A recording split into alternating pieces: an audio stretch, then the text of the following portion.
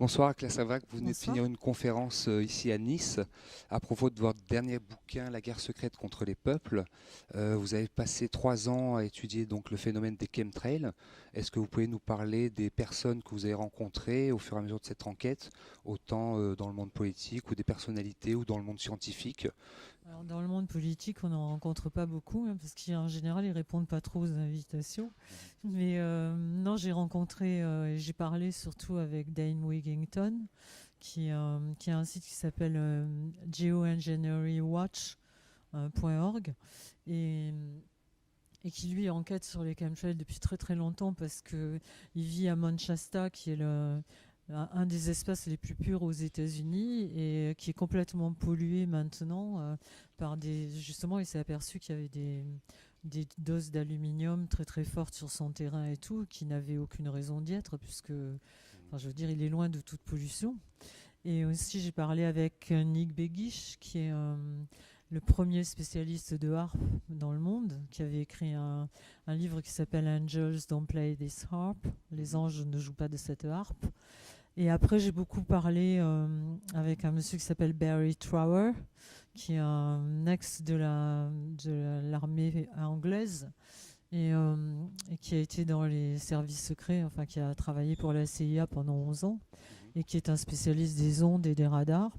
Et puis en France, avec d'autres gens, enfin, je veux dire, voilà. Ok, est-ce que vous avez rencontré aussi d'autres personnes, non pas au niveau de l'axe, on va dire, de l'OTAN, avec tout ce qui est anglo-saxon ou français? Est-ce que vous avez vu aussi des gens en Asie, en Australie peut-être, ou Non, je suis pas allée vous jusque-là, êtes pas allé mais jusque-là? Est-ce que les j'ai- phénomènes des chemtrails existent aussi dans ces endroits du alors, globe? l'Australie, en fait, je sais pas s'il y a des chemtrails ou pas. Franchement, je me suis pas posé la question. Il y a un système HARP qui est aussi gros Mhm, que celui dont on parle tout le temps, qui est en Alaska. mhm.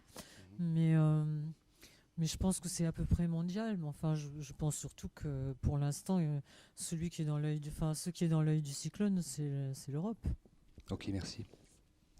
Je voulais vous poser une autre question, c'était par rapport à ces agressions qu'on peut nommer donc les chemtrails.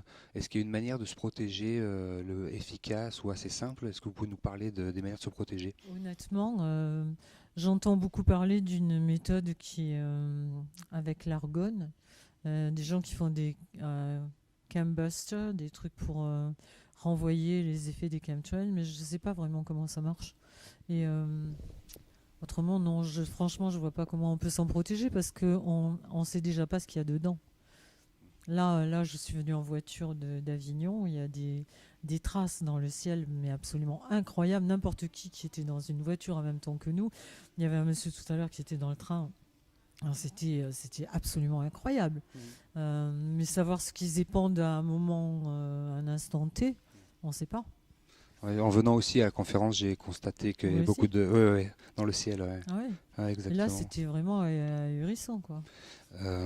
D'où la seconde question assez bizarre, mais est-ce qu'il y a une volonté donc des gens qui créent ces épandages de cacher ça au grand public, alors que pourtant c'est visible dans le ciel Bon, c'est-à-dire, enfin, c'est la même politique partout. C'est-à-dire que ils disent ça n'existe pas. Point. Les gens qui ont des effets secondaires des vaccins, ils disent ça n'existe pas.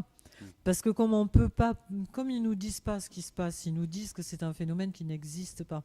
On peut pas partir en guerre contre quelque chose qui n'existe pas. Enfin, on peut, mais on est forcément euh, pas aidé, quoi. Et là, par exemple, les vaccins, ils vous disent non, il n'y a pas de preuve de la relation de cause à effet. Mhm. Et les chemtrails, c'est pareil, ils vous disent mais non, regardez, c'est des avions normaux. N'importe quel enfant de 4 ans sait que ce ne sont pas des avions normaux une fois qu'il a vu les deux. Mais ils mettaient en lien le fait du réchauffement climatique, de pratiquer les chemtrails pour peut-être lutter contre le réchauffement Alors c'est ce qu'ils climatique. commencent à dire. Ils commencent à dire que c'est pour lutter contre le réchauffement climatique.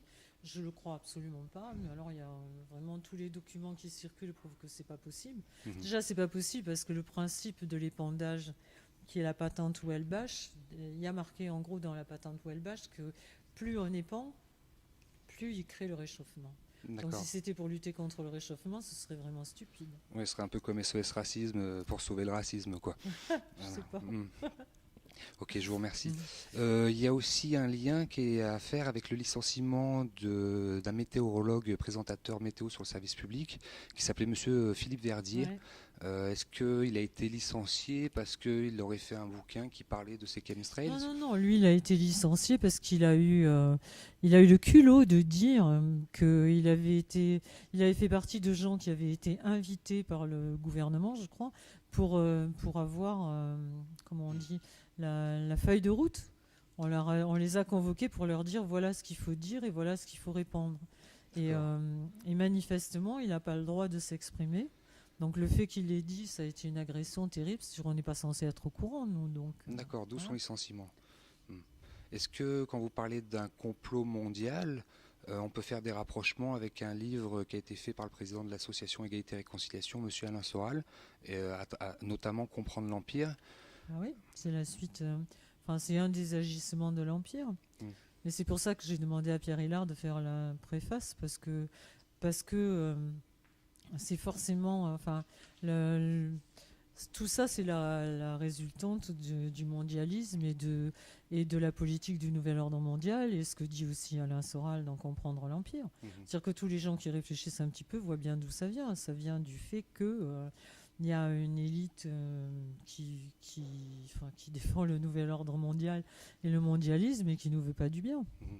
À ce propos, est-ce que vous avez un projet avec Monsieur Hillard de conférences à venir ou de bouquins en commun? Bah non, pas de bouquin en commun. Et puis je crois que Pierre Hillard, enfin, il est un petit peu en retraite là enfin en retraite, pas à la retraite, Ah ouais, hein, ok, pendant quelques quelques temps, temps, quoi. d'accord. Claire Servrac, merci beaucoup d'être venue nous accorder cette interview à l'association Culture Populaire ici à Nice. Je rappelle que vous êtes Merci à venue vous, hein. nous présenter votre livre La guerre secrète contre les peuples qu'on peut trouver aux éditions Contre-Culture. Voilà, je vous souhaite une bonne soirée. Merci à vous.